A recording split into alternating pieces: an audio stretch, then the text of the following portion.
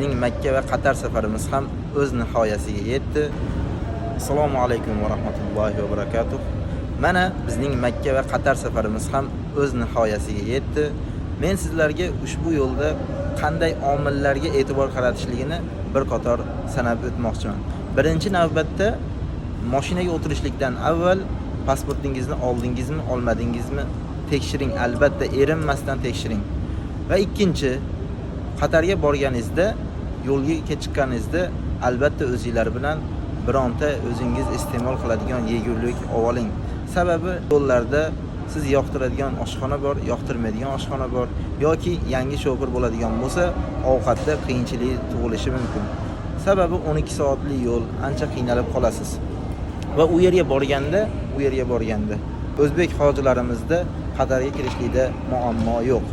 Ammo qirg'izistonlik hojilarimiz bo'ladigan bo'lsa, Qatar vizasi bo'lishligi kerak, shart.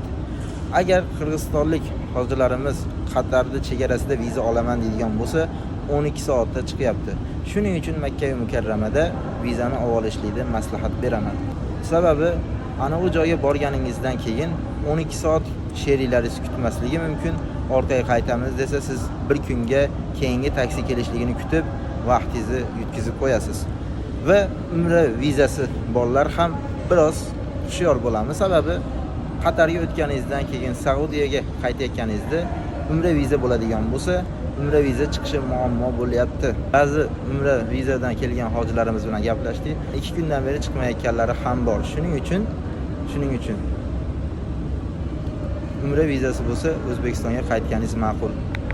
Buni sababini so'raganimizda Ramazon yaqin, shuning uchun umra vizalar muammo bo'lyapti deb bizga aytishdi. Mana shunaqa foydali videolarni yetkazib yubormaslik uchun sahifamizga obuna bo'ling va chegaraga chiqmoqchi bo'lgan hojilarimizga, hojakalarimizga ushbu videoni yuborib qo'ying. Inshaalloh foydali bo'lib qoladi va sizlarga bundan ham foydali videolarni sizlar bilan bo'lishlikka harakat qilaman.